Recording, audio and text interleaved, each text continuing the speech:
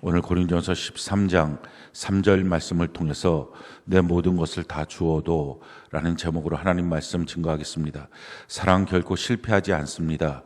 시리즈 7번째 시간입니다. 하나님이 사람들 사이에서 세운 조직이 두 개가 있는데 하나는 가정이고 하나는 교회입니다. 이 가정과 교회는 세상의 그 어떤 다른 조직들과 전혀 다른 특징이 있습니다. 가정과 교회 안에서 우리는 하나님의 사랑이 무엇인지를 만나게 됩니다. 또 하나님의 복이 무엇인지를 우리가 받게 됩니다. 성경이 우리에게 이와 같이 말씀합니다. 창세기 1장 27절 28절 같이 한번 한 목소리 한번 읽어봅시다. 시작. 하나님이 자기 형상 곧 하나님의 형상대로 사람을 창조하시되 남자 여자를 창조하시고 하나님이 그들에게 복을 주시며 하나님이 그들에게 이르시되 생육하고 번성하여 땅에 충만하라 땅을 정복하라 바다의 물고기와 하늘의 새와 땅에 움직이는 모든 생물을 다스리라 하시니라. 하나님이 자기 형상 남자와 여자를 창조하시고 하나님이 그들에게 복을 주었습니다. 그러니 하나님의 복은 가정 안에 담겨져 있습니다. 우리가 가정 안에서 하나님의 복이 무엇인지를 경험하고 또 하나님의 사랑이 무엇인지를 경험합니다. 마찬가지로 하나님이 세우신 영적인 가정 교회 안에서 우리는 하나님의 사랑이 무엇인지를 만나게 되고 또 하나님의 복을 받을 수 있습니다. 성경이 이와 같이 말합니다. 에베소 1장 23절 같이 한번 한 목소리 읽어볼까요? 시작. 교회는 그의 몸이니 만물 안에서 만물을 충만하게 하시는 이의 충만함이니라. 교회를 통하여 하나님의 그 놀라운 충만함을 누리는 은혜를 우리가 다 경험하게 되는 것입니다. 하나님이 먼저 세운 조직, 그것이 바로 가정입니다. 태초에 하나님께서 천지를 만드시고 에덴 동산을 창설하시고 남자 그 아담을 만드시고 혼자 독처하는 것이 좋지 않게 보여서 하와를 만드십니다. 그래서 부모를 떠나 너희가 한 가정이 이루어져야 된다. 이렇게 모든 그 이후에 나오는 가정들에 대한 균례를 이렇게 정하십니다. 그리고 그 가정 안에서 에덴이라고 하는 동산, 에덴 기쁨의 땅이라는 뜻인데 거기서 기쁨을 누리며 주님 안에서 행복하게 살도록 하셨습니다. 그런데 악한 마귀가 들어와서 그 아담과 하와와 하나님 사이를 갈라놓습니다. 너가 하나님처럼 될 수 있어. 이제는 너가 하나님의 뜻을 따르는 게 아니라 너는 너 맘대로 살 수 있는 자유가 있어 라고 말합니다. 삼분 지금까지 그게 자유인 줄 알고 속고 삽니다. 우리의 진정한 자유는 죄로부터 벗어나는 자유입니다. 마귀의 속박 또 세상의 노예로부터 벗어나는 자유, 이 자유지 내 맘대로 해서 죄 짓는 것, 그게 무슨 자유입니까? 그건 죄의 노예일 수밖에 없는 것입니다. 그런데 아담과 하와는 너 맘대로 살 수 있어, 이 말이 자기 마음에 들어오면서 그래서 하나님으로부터 분리됩니다. 하나님부터 분리되니까 결국은 모든 죄의 문제가 다 들어온 것입니다. 그래서 온통 분노, 미움, 다툼, 남탓, 또 갈등, 가난, 음행, 음란 모든 것들이 그냥 죄가 다 들어온 것이죠. 그래서 그 가정이 더 이상 하나님의 사랑을 만나는 가정이 아니라 상처받는 가정이 된 것입니다. 하나님의 복을 받는 가정이 아니라 고통받는 가정이 된 것입니다. 지금 이 땅에 존재하는 모든 가정들, 실질적으로 모든 상처와 모든 고통과 모든 저주가 어디서부터 나옵니까? 가정에서부터 나옵니다. 그것이 지금의 현실이 된 것입니다. 이렇게 안타까운 가정 안에서 살다가 영원한 지옥에 가는 것, 서로 다 마귀가 되는 거죠. 왜 이렇게 하느냐, 왜 저렇게 하느냐, 원망하고 미워하고 분노하다가 결국은 그렇게 싸우다가 마귀화되고 그 부모 밑에서 그런 자녀가 또 만들어지고 확대 재생되고 결국 그 일 때문에 인생을 지옥 가운데 살다가 영원한 지옥에 들어가는 것, 이게 사람들의 운명이 된 것입니다. 그런 사람들의 모습을 불쌍히 여겨서 회복의 길을 보여주셨습니다. 그것이 바로 하나님이 세우신 영적인 가정, 교회입니다. 교회를 통해서 하나님은 사람들을 회복시키고 가정을 회복시키는 것입니다. 그런 점에서 가정과 교회는 갈등 관계가 아니라 서로 보완의 관계입니다. 어떤 사람은 가정에 잘할래, 교회에 잘할래, 이건 어리석은 질문인 것입니다. 어떤 사람이 아파요. 그럼 그 아픈 사람한테 너 병원 갈래, 가정 갈래? 이런 질문이 어디 있습니까? 병원 가서 고침받고 가정으로 와야죠. 당연한 이런 질문 가운데 오늘날도 수많은 사람들이 무엇을 어떻게 해야 될지 갈등하고 있습니다. 깨어진 가정들 회복하는 것, 하나님의 가정이 교회를 통해서 변화되고 치유받고 훈련받아서 회복하는 것입니다. 교회는 어떤 곳입니까? 성경이 우리에게 이와 같이 말씀합니다. 시편 147편 2절로 4절 같이 한번 한 목소리 한번 읽어봅시다. 시작. 여호와께서 예루살렘을 세우시며 이스라엘의 흩어진 자들을 모으시며 상심한 자들을 고치시며 그들의 상처를 싸매시는도다. 그가 별들의 수요를 세시고 그것들을 다 이름대로 부르시는도다. 하나님께서 예루살렘 교회를 세우시고 그리고 이스라엘의 흩어진 자들, 하나님의 구원받은 백성들을 모아서 주의 몸된 교회의 지체로 삼아주십니다. 그러고서 첫 번째 하시는 일은 상심한 자들을 고치시고 그들의 상처를 싸매주신다. 상심, 이게 뭡니까? 마음이 상한 자, 마음이 다 상하고 부패됐습니다. 그 마음을 고쳐주시고 그래서 우리의 삶 속에 여러 가지 상처받은 것들을 싸매어 주십니다. 그런 점에서 교회는 병원입니다. 병원이기 때문에 우리가 꼭 기억해야 될 것은 누구든지 정죄하고 누구를 향해서 지적하면 안 됩니다. 왜 소리 지르냐고 그렇게 묻는 게 아니라 아프니까 그렇지. 왜 저 사람은 저렇게 행동해? 아프니까 그렇지. 병원에 가면 아픈 사람들은 정상적으로 행동을 못하니까 아픈 것입니다. 그럼 그것을 다 용납하고 용서하는 것입니다. 그게 교회입니다. 그래서 용납하고 용서하고 사랑하는 것, 이것이 교회고요. 교회 안에서 이렇게 치료받는 것입니다. 그런데 또 한 가지, 치료만 받고 끝나는 게 교회가 아닙니다. 평생 용납해줘, 평생 용서해줘, 평생 나를 사랑해줘. 그게 교회가 아니고요. 그 안에서 그렇게 건강해지면 그 다음에 해야 될 일은 그리스도의 좋은 군사로 훈련받고 변화돼야 됩니다. 그래야 그 사람이 깨어진 가정에 들어가서 가정을 바꿉니다. 그래야 그 사람이 이웃들을 변화시킬 수 있습니다. 그래서 성경이 뭐라고 말합니까? 그가 별들의 수요를 세시고 그것들을 다 이름대로 부르시는도다. 우리 각자의 이름들이 있습니다. 기대와 소망을 담고서 지었던, 부모님들이 지었던 이름들이죠. 근데 사실 그 이름 말고 하나님이 우리를 향한 이름이 있습니다. 하나님 우리를 작품으로 만드셨다고 에베소 2장 10절에 말씀합니다. 그리고 그 작품들이 원래 하나님이 원하는 선한 길로 예비된 길로 가도록 하는 것, 이게 하나님의 목적이었다고 말씀합니다. 그 목적대로 우리를 부르시는 것입니다. 그렇게 우리를 훈련시키십니다. 그러니까 교회는 병영입니다. 병원으로 치료받고 병영으로 훈련되는 것입니다. 그리스도의 좋은 군사가 되는 것입니다. 그리스도의 좋은 군사라는 것은 맨날 자기 변명, 자기 핑계, 이거 되지 않는 것입니다. 법대로 하는 것, 하나님의 말씀대로 하는 훈련을 하는 것입니다. 그냥 내 마음대로, 내가 하고 싶은 대로, 이거 제대로 훈련 못 받습니다. 그리고 수고하는 것입니다. 나는 땀, 피, 눈물 하나도 흘리지 않고 저절로 되겠다. 그런 사람은 없습니다. 훈련하는 것입니다. 이 총 기간이 성경적으로 따지면 1년입니다. 예수 안 믿는 사람이 교회에 들어와서 예수 믿고 난 다음에 이렇게 변화돼서 자기 마음과 삶이 치료받고 그리고 그리스도의 좋은 군사로 바뀌어지는 것, 안디옥 교회를 보면 1년 만에 그들이 이방인들에게 그리스도인이라고 하는 칭호를 받았다고 합니다. 그러니까 1년이면 충분합니다. 근데 오늘날 많은 사람들이 훨씬 더 많은 세월을, 어떤 사람들은 평생 교회를 다녀도 변화가 없는 사람들이 있습니다. 안 바뀌는 거예요. 한 가지 기억해야 될 것은요, 변화되지 않으면 천국을 못 갑니다. 이 모습 이대로 그게 천국이겠어요? 가 있으면. 그럼 고통의 지옥의 연속일 뿐입니다. 그럼 반드시 바뀌어져야 합니다. 근데 바뀌어질 수 있도록 하나님이 교회를 주신 것입니다. 교회 안에서 먼저 마음이 치료받고, 그래서 마음이 온통 지옥으로 가득 차 있던 그 마음이 바뀌어지는 것입니다. 주님을 사랑하는 마음이 들어오고 그 믿음이 들어오고 말씀이 들어오고 해서 바뀌어지는 거죠. 말씀이 들어와서 내 마음을 녹여주시고 성령의 바람이 불고, 그래서 우리 마음속에 막혀있던 것들이 흐르게 만듭니다. 꽉 막혀있던 마음의 이 장벽들이 무너지기 시작합니다. 그리고 우리의 삶의 문제들을 하나님이 하나씩 하나씩 해결해 주십니다. 그것은 삶을 바라보는 눈이 바뀌는 것입니다. 돈이 없던 사람한테 돈을 막 쏟아 부어주는 것, 이게 해결이 아니라, 돈의 문제가 아니다. 눈이 바뀌어지고 나면요, 그게 자연스럽게 자기에게 문제가 안 될 때부터 하나님은 물질의 복을 주십니다.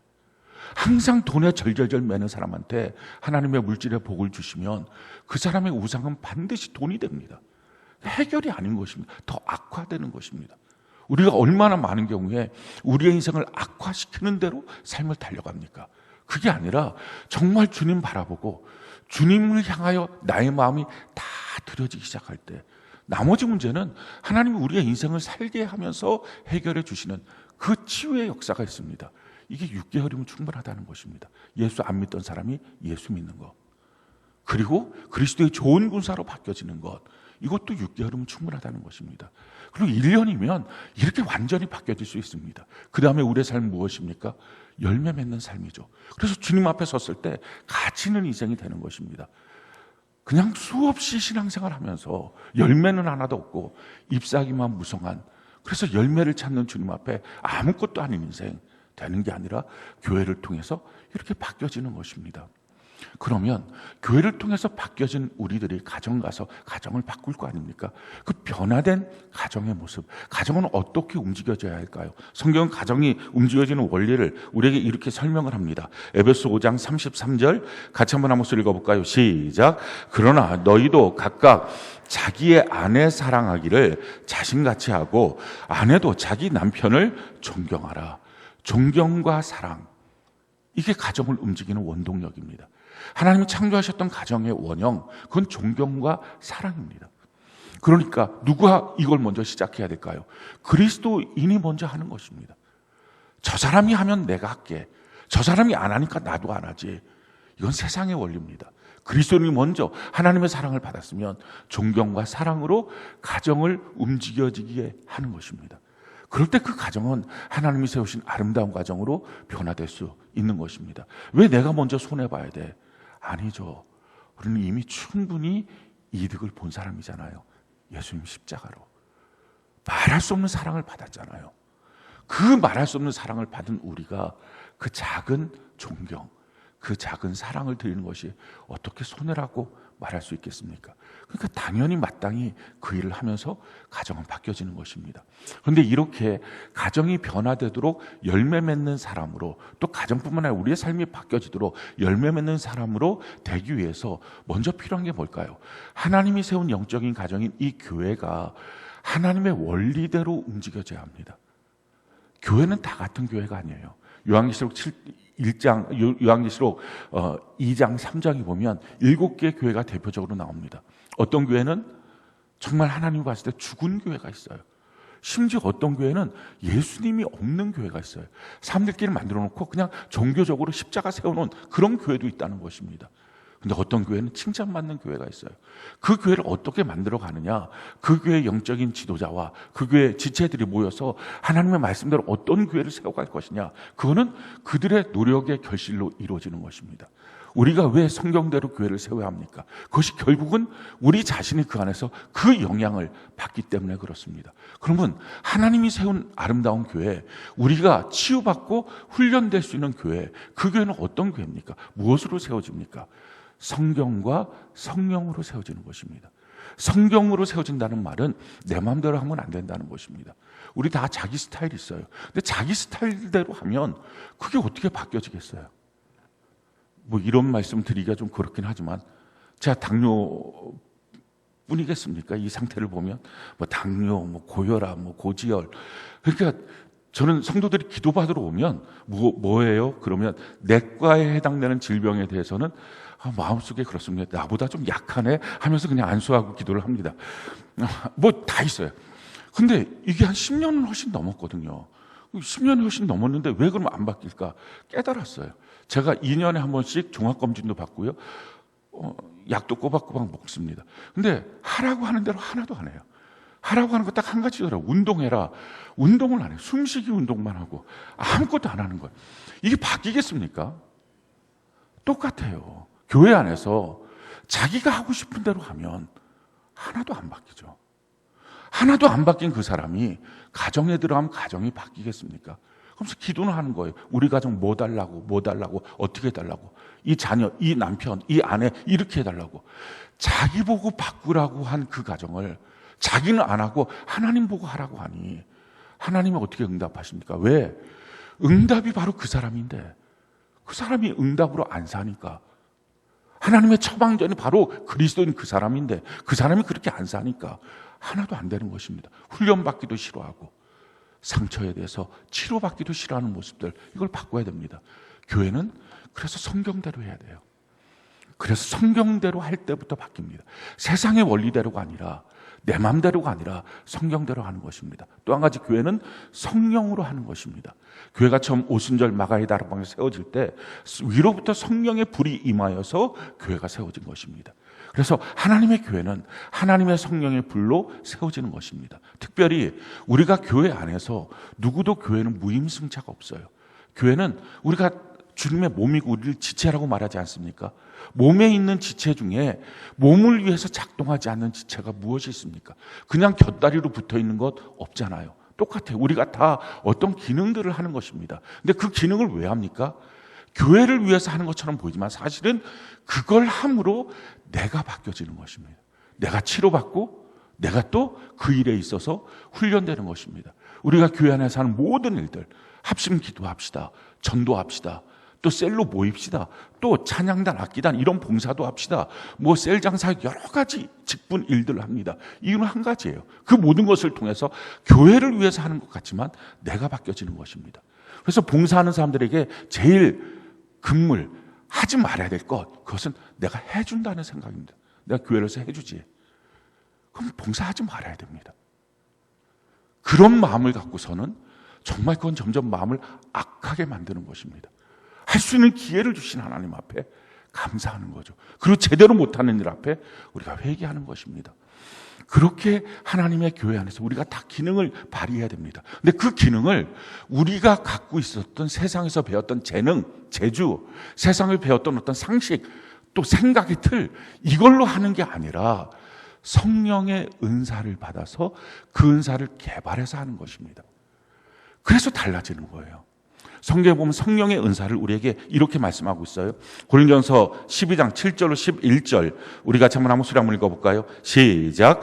각 사람에게 성령을 유익하게 하려 하심이라. 어떤 사람에게는 성령으로 말미암아 지혜의 말씀을, 어떤 사람에게는 같은 성령을 따라 지식의 말씀을, 다른 사람에게는 같은 성령으로 믿음을, 어떤 사람에게는 한 성령으로 병 고치는 은사를, 어떤 사람에게는 능력 행함을, 어떤 사람에게는 예언함을, 어떤 사람에게는 영들 분별함을, 다른 사람에게는 각종 방언 말함을, 어떤 사람에게는 방언들을 통역함을 주시나니 이 모든 일은 같은 한 성령이 행하사 그의 뜻대로 각 사람에게 나누어 주는 것이냐. 성령께서 주십니다. 그런데 성령께서 주시는 그 은사를 갖고서 왜 주셨습니까? 유익하게 하려 하는 것입니다.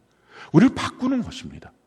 많은 사람들이 착각한 성령의 은사를 그냥 뭐 받아갖고 뭔가 신비한 무엇인 걸로 착각합니다. 그게 아니고 그 성령의 은사로 교회를 섬기고 교회를 섬기는 그것으로 우리가 치료받고 훈련받아서 그 힘으로 가정을 바꾸고 이웃을 바꿔가는 것. 이게 그리스도인입니다. 먼저 지혜의 말씀의 은사, 이게 있습니다. 여러분 가운데 이 지혜의 은사라고 하는 것은 하나님의 뜻을 하는 것입니다. 혹시 여러분들 가운데 자기 고집이 너무 세신 분들, 자기 생각으로라도 똘똘 뭉쳐있는 분들, 반드시 지혜의 은사를 구하십시오. 그래야 바뀌어집니다. 가정이 왜 깨졌어요? 자기 고집으로 깨진 것 아닙니까? 자기가 하고 싶은 대로만 하니까 다 상처받은 것 아닙니까? 성령의 은사, 지혜의 은사를 받아서 하나님의 뜻이 뭔지 그걸 받아서 그걸 교회를 섬기고 교회를 섬기는 그 모습을 갖고 그 힘과 능력을 치유받음을 갖고 가정으로 돌아가야 합니다. 두 번째, 지식의 은사가 있어요. 이 지식의 은사는 어떤 뭐 배워서 박사, 석사가 되는 게 아니라 그 사람의 마음을 아는 것입니다. 혹시 여러분들 가운데 맨날 자기만 보는 사람 있습니까? 자기 힘든 것, 자기 아픈 것, 주변 하나도 안 봐요. 자기만 보는 사람. 가정이 왜 상처받았어요? 자기만 보니까. 지 힘든 것만 아니까, 지 마음에 괴로운 것만 아니까, 바로 옆에 있는 사람이 피눈물 흘리는 거 모르니까. 혹시 그런 사람이라면 지식의 은사를 구하십시오. 그래서 먼저 교회 안에서, 같은 셀 안에서 내 옆에 있는 사람들의 마음이 무엇인지, 어떤 마음인지 그거 배워야 합니다. 세 번째, 성경이 말하고 있는 은사가 무엇입니까? 같은 성령으로 믿음의 은사. 이 믿음의 은사라고 하는 것은 성경에 보면 민수기 13장 14장에 보면 이스라엘 백성들이 출애굽을 하고 난 다음에 그 가나안 땅에 들어가기 전에 가데스 바네아에서 12명의 정탐꾼을 보냅니다. 각 지파 장들을 보내는 것입니다. 그래서 너희의 땅들이 어떤지 한번 가서 보고 그 소망 가운데 돌아와라 라고 해서 보냈는데, 보내고 난 다음에 돌아와서 이들이 12명 중에 10명이 보고를 하는데 이런 보고를 합니다. 민수기 13장 32절부터 33절 같이 한번 소리 한번 읽어볼까요? 시작. 이스라엘 자손 앞에서 그 정탐한 땅을 악평하여 이르되 우리가 두루 다니며 정탐한 땅은 그 거주민을 삼키는 땅이요 거기서 본 모든 백성은 신장이 장대한 자들이며 거기서 네피림 후손인 아낙 자손의 거인들을 보았나니 우리는 스스로 보기에도 메뚜기 같으니 그들이 보기에도 그와 같았을 것이니라. 어쩌면 이게 팩트일 수 있죠. 근데 문제는 그 팩트를 갖고 자기 안에 마음속에 뭐 힘들고 어려운 거 이걸 또 과장시키는 것입니다. 지금 뭐라고 과장시킵니까? 우리가 두루 다니며 본 그 땅은 거인들이 있는 땅인데 사람들을 삼키는 땅이라는 것입니다. 이게 무슨 앞뒤가 안 맞잖아요. 그러니까 자기가 하고 싶은 말을 막 과장하고 자기가 주장하는 대로 하는 것입니다. 우린 메뚜기 같다. 팩트이긴 하지만 그 팩트가 얼마나 잘못된 팩트인지, 그 팩트를 들은 결론이 뭐였습니까? 민수기 14장 1절로 4절 같이 한번 읽어볼까요? 시작. 온 회중이 소리를 높여 부르짖으며 백성이 밤새도록 통곡하였더라. 이스라엘 자손이 다 모세와 아론을 원망하며 온 회중이 그들에게 이르되 우리가 애굽 땅에서 죽었거나 이 광야에서 죽었으면 좋았을 것을 어찌하여 여호와가 우리를 그 땅으로 인도하여 칼에 쓰러지게 하려 하는가? 우리 처자가 사로잡히리니 애굽으로 돌아가는 것이 낫지 아니하랴. 이에 서로 말하되 우리가 한 지휘관을 세우고 애굽으로 돌아가자 하며, 그 말을 들은 사람들의 결론이 뭡니까? 펑펑 울고, 그러고서 하나님에 대한 소망은 다 사라지고 그냥 우리 돌아가자, 우리 다 죽는 것이 훨씬 더 나을 뻔했다, 우리 애굽으로 다시 돌아가자, 이렇게 말합니다. 어떤 사람들은 팩트라고 말을 하는데 그 팩트라고 하는 그 말이 주변 사람들 다 낙심시키고 상처만 줍니다. 혹시 그런 분들 계십니까? 그 사람들은 반드시 믿음의 은사를 간절히 구하십시오. 내가 본 것이 다 사실일까요? 내가 들은 것이 다 사실일까요? 얼마나 헛된 것, 잘못된 것들이 많을까요? 그 제대로 보는 것, 믿음으로 보는 것.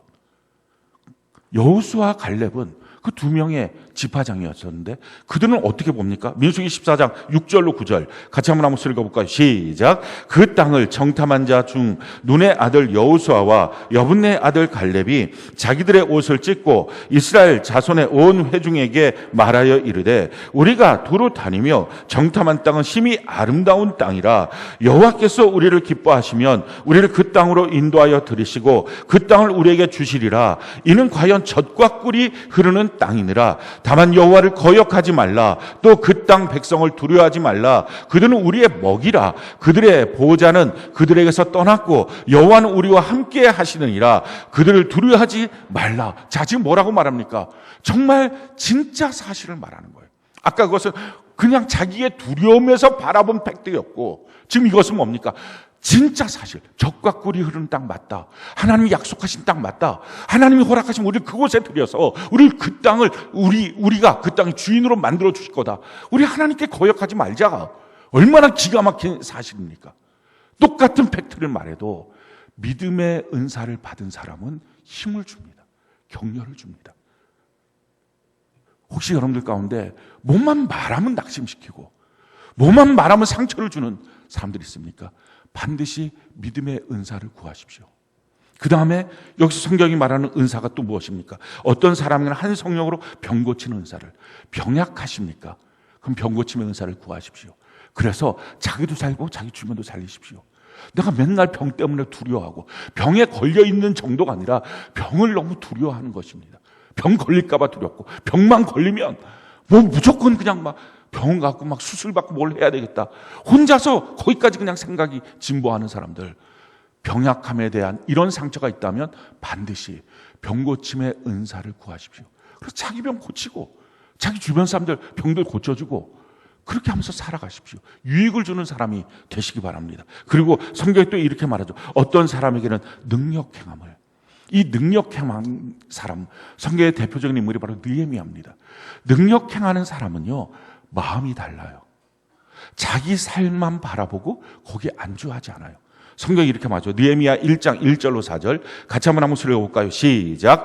하갈의 아들 느헤미야의 말이라. 아닥사스다 왕 제20년 기스르월에 내가 수상궁에 있는데 내 형제들 가운데 하나인 하나니가 두어 사람과 함께 유다에서 내게 이르렀기로 내가 그 사로잡힘을 면하고 남아있는 유다와 예루살렘 사람들의 형편을 물은즉 그들이 내게 이르되 사로잡힘을 면하고 남아있는 자들이 그 지방 거기에 큰 환난을 당하고 능력을 받으며 예루살렘 성은 허물어지고 성문들은 불탔다 하는지라 내가 이 말을 듣고 앉아서 울고 수일 동안 슬퍼하며 하늘의 하나님 앞에 금식하며 기도하여. 지금 이 느헤미야는 수상궁 왕에서 그 왕의 비서실장으로 아주 권력을 행사하고 너무 평안한 삶을 살고 있었습니다. 그런데 멀리 떨어져 있는 고국에 갔던 하난이라고 한 자기 동생, 그가 돌아왔을 때 그 소식을 듣습니다. 어떻게 살고 있느냐?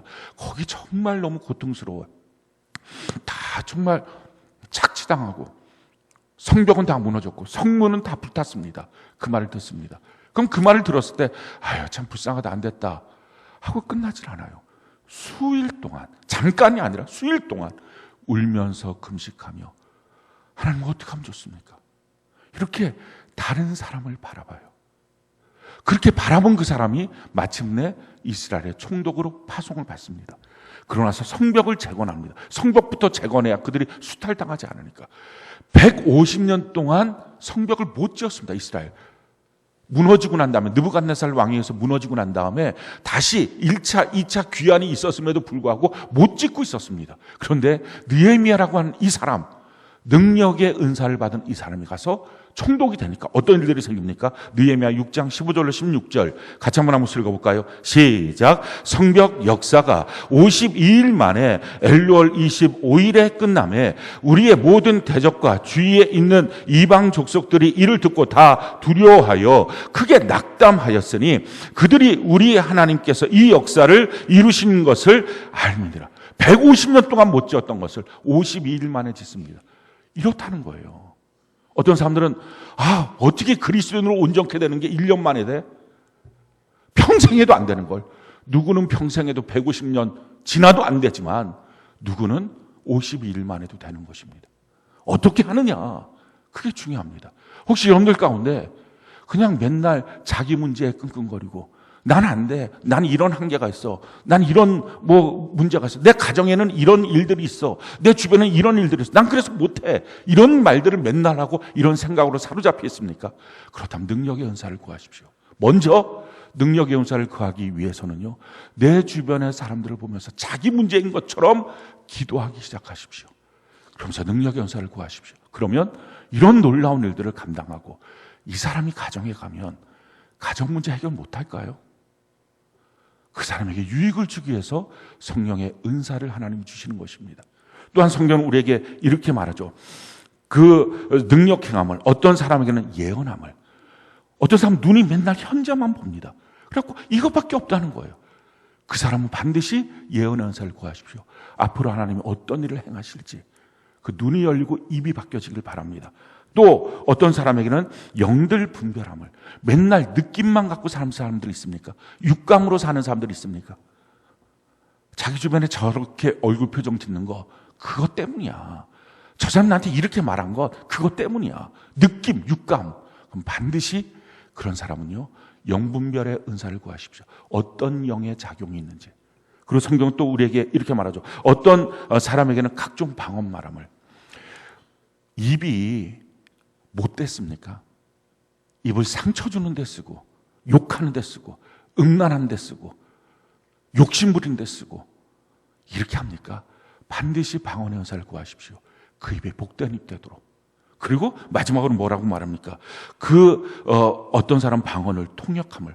자꾸 말을 듣는데 오해가 됩니까? 마음이 꼬부라집니까? 그 사람이 이렇게 말하는 건 이것 때문일 거야 라고 좋은 마음으로 듣지 못합니까? 통변의 은사를 구하십시오. 그래서 제대로 듣는 귀가 되도록 하십시오. 사랑하는 성도 여러분, 교회 안에서 우리가 있는 것은요, 단지 모여서 이렇게 앉아갖고 예배드리고 돌아가고 무슨 느낌 하나 받고 결단 하나 받고 이 차원의 문제가 아닙니다. 진짜 우리가 바뀌어야 돼요. 우리가 갖고 있던 우리의 재능, 우리가 갖고 있던 우리의 기술, 그게 아닙니다. 저는 교회 봉사할 때 우리가 갖고 있던 재능으로 봉사하도록 하지 않습니다. 악기 같은 경우는 특별히 재능이 있어야 되겠죠. 그런데 재능 없어도 저는 시킵니다. 우리 여기 악기 하는 유다원 자매, 성가대 반주를 그 수유동 교회 때 시켰습니다.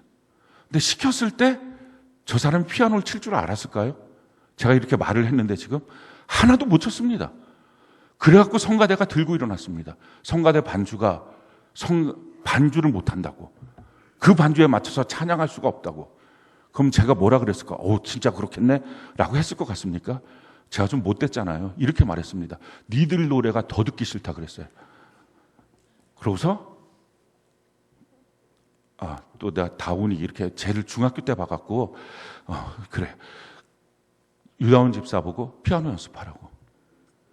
하루 종일 피아노, 하루 종일 뭔가를 한 사람은 아니에요. 저 사람이 그 얼굴도 봐봐요. 그 진득하게 할 수 있는 사람은 아닌데 이상하게 정말 피아노는 너무 하루 종일 치는 거예요. 그렇게 치다가 진짜 음대를 간 거예요. 피아노과로. 그리고 지금까지 피아노로 먹고 사는 거예요. 이런 유익한 일이잖아요.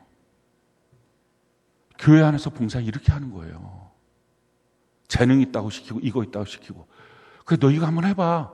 그게 아니라 믿음이 돼야 하는 거죠. 그냥 교회에 내가 기여하고 있다, 그거 하지 말아요. 교회는 단 하나도 기여하는 걸 원하지 않아요. 이건 사회적 단체가 아니에요. 몸이라고요. 그 지체라고요. 그렇게 함을 통해서 우리가 바뀌어지는 거예요. 바뀌어진 우리가 가정도 살리고 이웃도 살리는 것입니다. 그런데 이런 은사들 중에서 성경이 오늘 최고의 은사를 말하고 있어요. 너가 이게 있어야 진짜야. 이거 없으면 나머지 다 있어도 가짜야 라고 말하는 게 있어요. 그게 은사장이라고 말하는 고린도서 12장의 마지막 절입니다. 고린도서 12장 31절, 우리에게 이와 같이 말씀합니다. 같이 한번 한 목소리 한번 읽어볼까요? 시작. 너희는 더욱 큰 은사를 사모하라. 내가 또한 가장 좋은 길을 너희에게 보이리라. 최고의 은사, 큰 은사, 이거 반드시 사모해야 된다.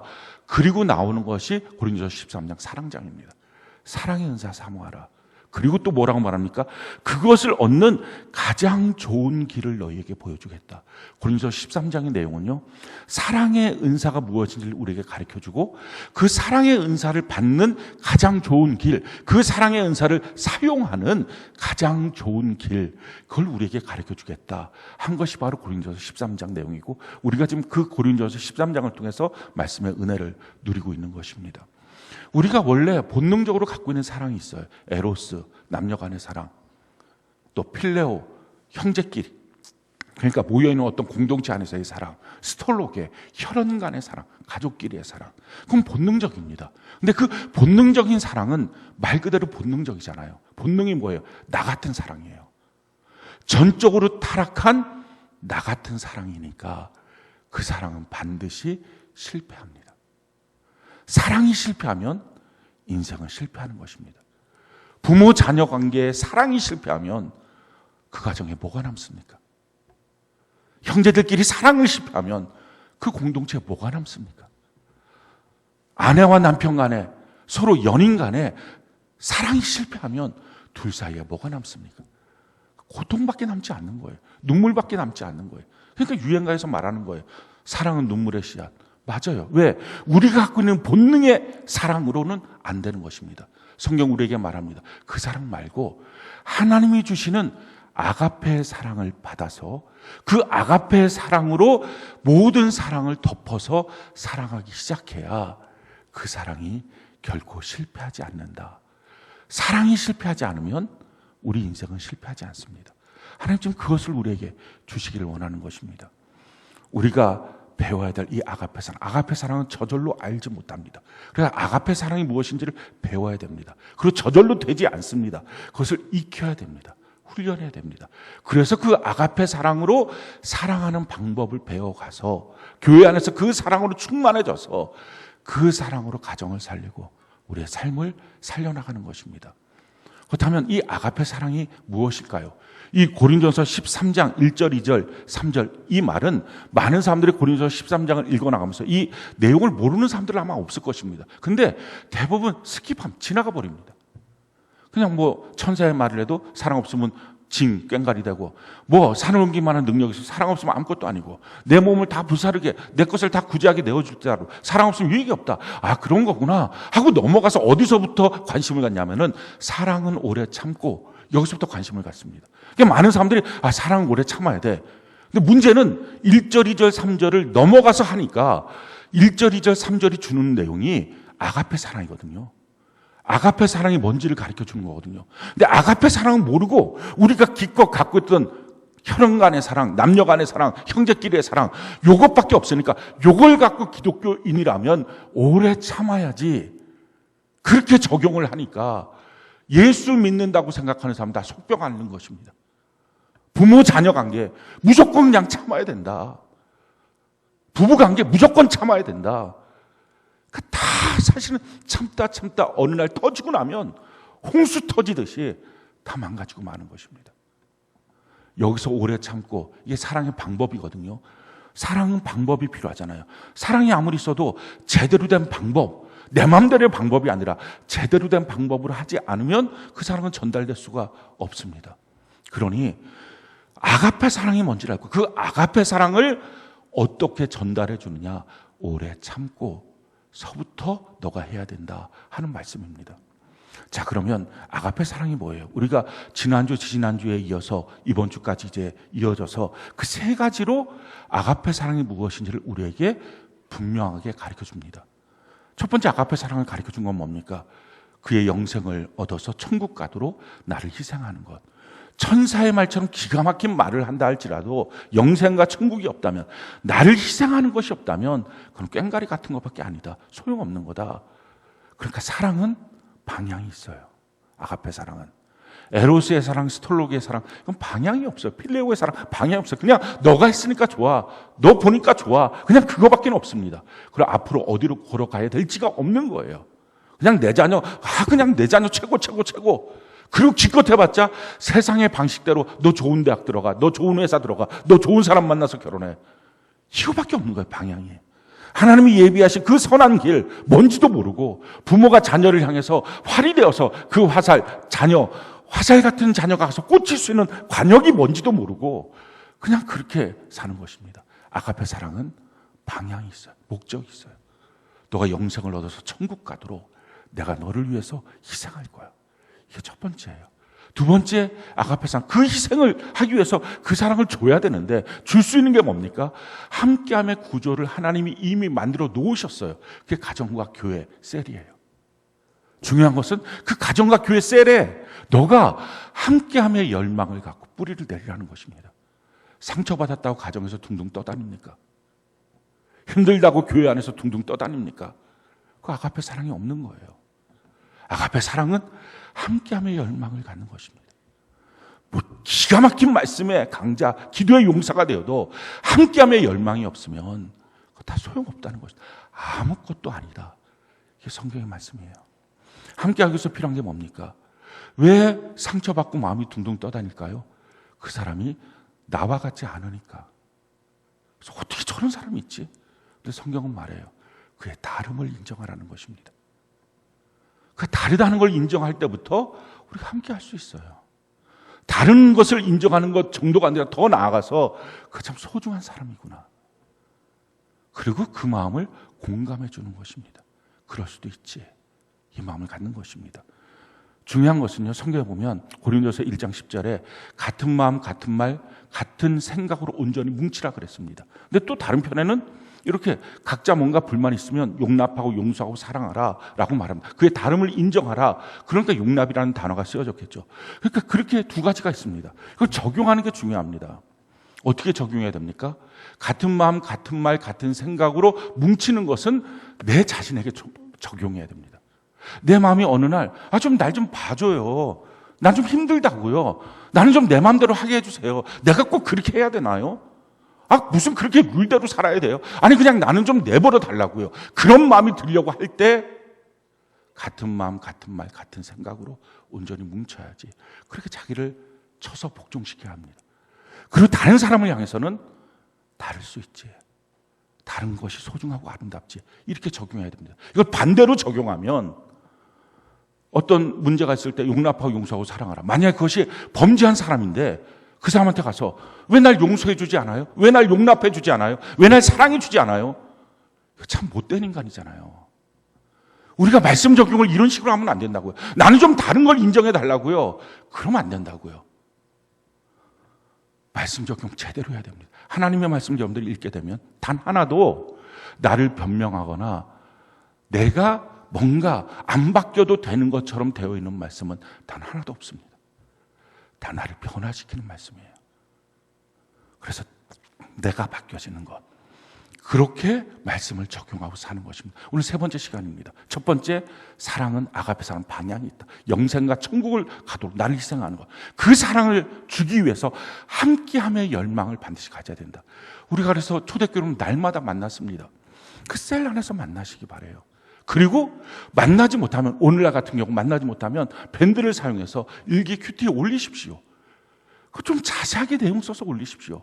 그래서 올려서 서로가 서로의 근황을 알 수 있도록, 그래야 어느 날 내가 받은 하나님의 은혜와 복과 사랑이 있다면 어느 날 그 사람이 물질적으로 문제가 있으면 도와줄 수 있잖아요. 마음에 상처가 있으면 도와줄 수 있잖아요. 근데 자기에 대해서 뭐 한 줄 써버리고 그냥 끝.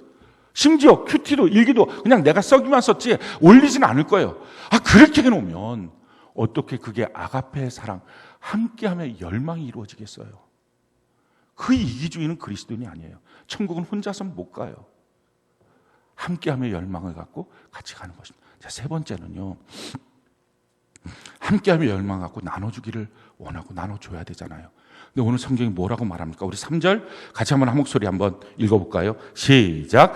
내가 내게 있는 모든 것으로 구제하고 또 내 몸을 불사르게 내줄지라도 사랑이 없으면 내게 아무 유익이 없느니라. 우리 이 말씀을 보면서 좀 당황해요. 왜냐하면 내 모든 것으로 구제하고 심지어 내 자신을 불태워 죽이는, 너를 위해서 내가 죽는다, 이렇게 하는 것, 그게 사랑 아니에요? 아니, 예수님이 그게 사랑이라고 말씀하셨다고요. 성경이 우리에게 이렇게 말해요.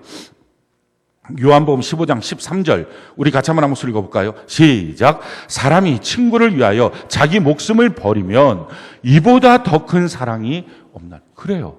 예수님 친히 하신 말씀이에요. 친구를 위해서 너 목숨 주는 것, 그 최고의 사랑이야. 맞습니다. 가정을 위해서, 교회 안에서, 이 하나님이 주신 이 가정 안에서 내 목숨을 주고 내 돈을 주고, 이게 사랑이다 우리가 알고 있습니다. 만약 여러분들 이 말이 어색하다면 가정 안에서 자기 자녀를 위해서, 얼마 전에도 불타는 아파트에서 그 아빠가 아이를 안고 뛰어내렸습니다. 아이 살렸습니다. 그걸 보면서 이런 어처구니 없는 죽음이 어디 있어 라고 말하는 사람 하나도 없습니다. 숭고한 아름다움이라고 말해요. 당연하잖아요. 자기 가족을 위해서 목숨을 거는 것, 자기 가족한테 돈을 주는 것, 그게 아깝습니까? 너무 당연하잖아요. 그럼 교회, 하나님이 세운 가정 안에서 목숨 주고 돈 주는 것 너무 당연한 것입니다. 그런데 그렇게 하는 그 일이 최고의 사랑이다 주님이 말씀하셨는데 지금 뭐라고 말합니까? 그런 사랑을 해도, 그런 일을 해도 사랑이 없으면 아무것도 아니라는 거예요. 아니, 그게 사랑이라고 말씀해놓고 그 다음에 이어서 사랑 없으면 아무것도 아니라면 그럼 이게 도대체 사랑이 뭡니까? 라는 질문을 하게 됩니다. 여기서 말하는 사랑은요, 그 내면의 동기예요. 너 왜 너의 모든 것으로 구제해? 너 왜 너 자신을 죽이는 일들까지 실행해? 그 내면의 동기가 뭐야? 그 내면의 동기가 사랑이야? 아니면 이익이야? 지금 이걸 질문하는 거예요. 성경은 우리에게 이렇게 말씀하죠. 마태복음 6장 2절로 4절 같이 한번 목소리 읽어볼까요? 시작. 그러므로 구제할 때에 외식하는 자가 사람에게서 영광을 받으려고 회당과 거리에서 하는 것 같이 너희 앞에 나팔을 불지 말라. 진실로 너희에게 이르노니 그들은 자기 상을 이미 받았느니라. 너는 구제할 때에 오른손이 하는 것을 왼손이 모르게 하여 내 구제함을 은밀하게 하라. 은밀한 중에 보시는 너희 아버지께서 갚으시리라. 사람에게 보이려고. 내가 내 자녀 키우는 것 저 엄마 자녀 잘 키우네. 사람에게 보이려고. 저 부부 참 아름답네. 사람에게 보이려고. 내가 누군가를 향하여 섬기는 것. 저 사람 참 좋은 신앙인이야. 사람에게 보이려고. 그 마음의 동기가 자기 이익이에요. 이렇게 다 해도 진짜 진심이 아니면, 사랑 아니면 아무 유익이 없다라는 것입니다. 그의 영생을 위해서 함께함의 열망을 갖고 막 함께하겠다고 해서 뭔가를 필요할 때마다 공급하고 준다고 해도 결국 그게 누군가에게 보여주고, 누군가에게 칭찬받고, 누군가에게 저 사람 좋다, 신앙 좋다, 이런 말 듣고 싶은 동기가 그 마음에 있다면 그거 아니야. 그 아가페 사랑 아니야 라는 것입니다.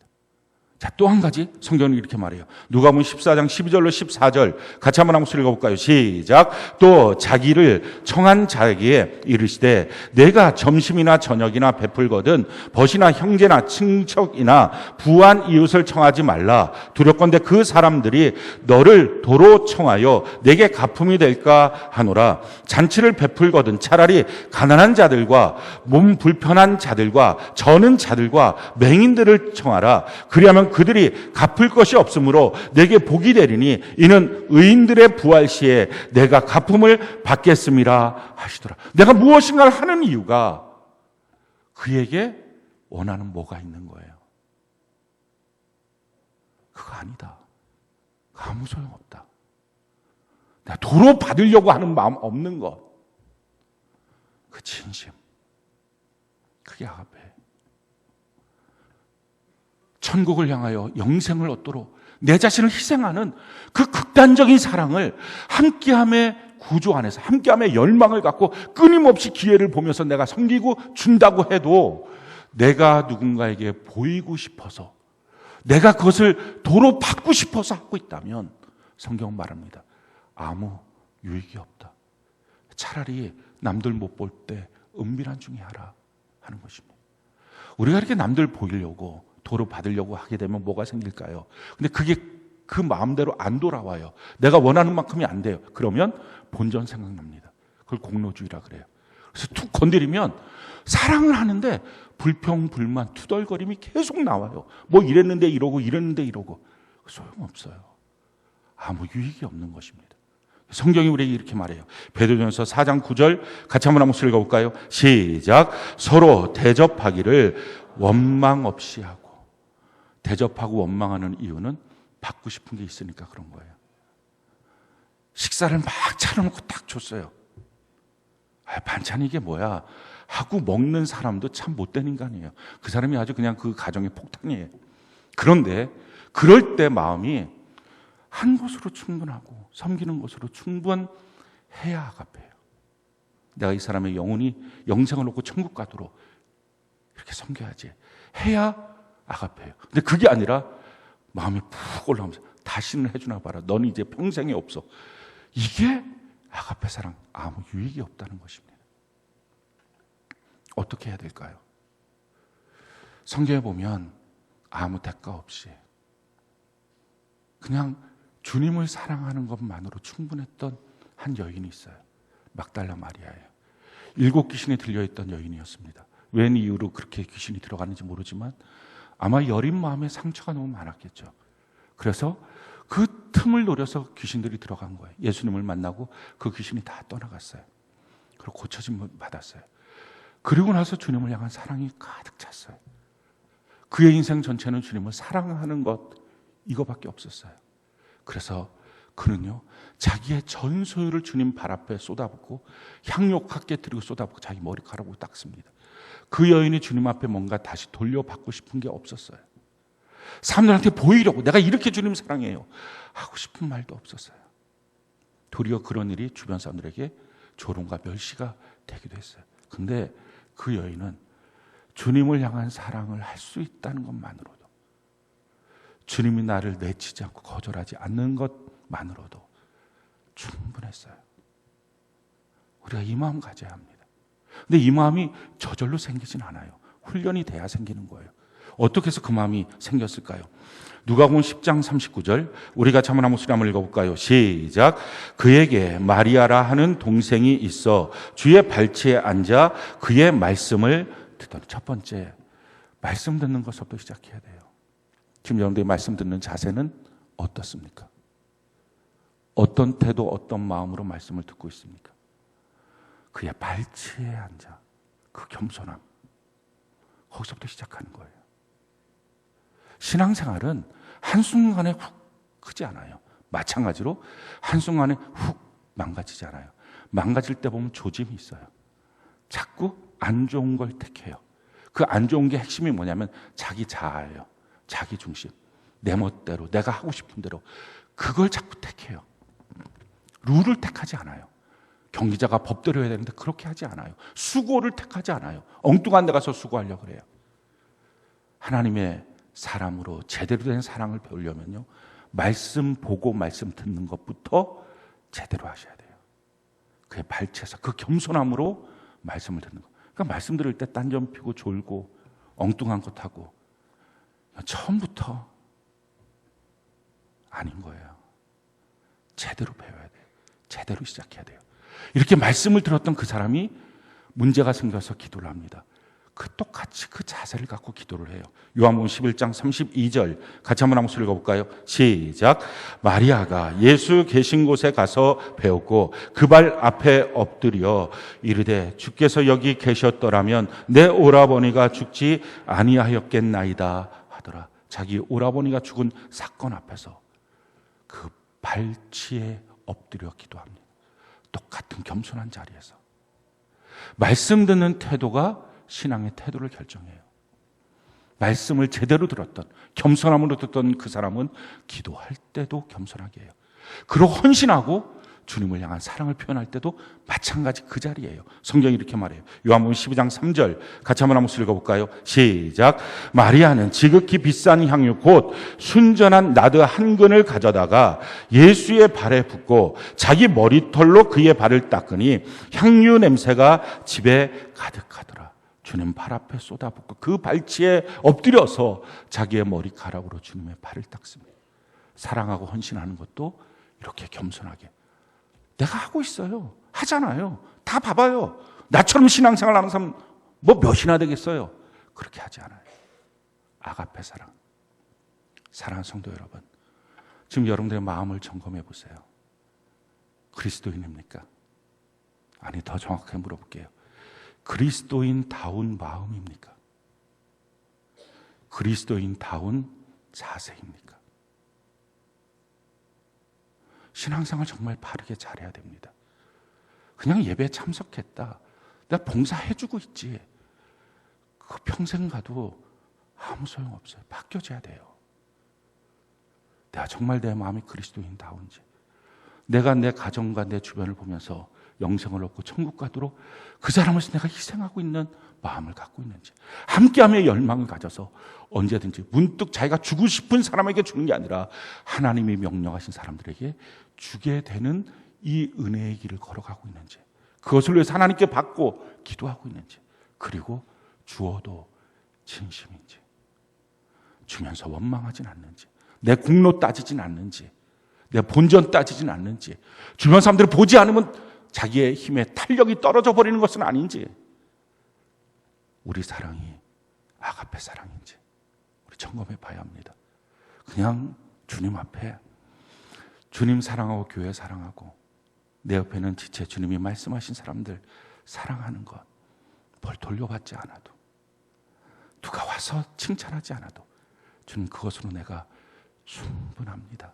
우리 그 마음 갖고 그 마음 태도로 우리 신앙생활하는 우리 모두가 되기를 예수님 이름으로 축원합니다.